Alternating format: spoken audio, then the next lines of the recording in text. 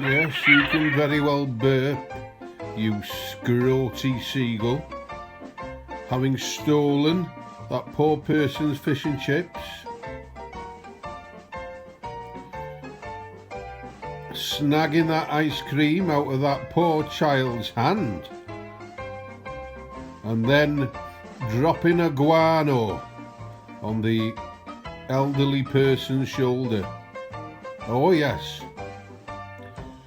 Oh yes, Mr. Seagull.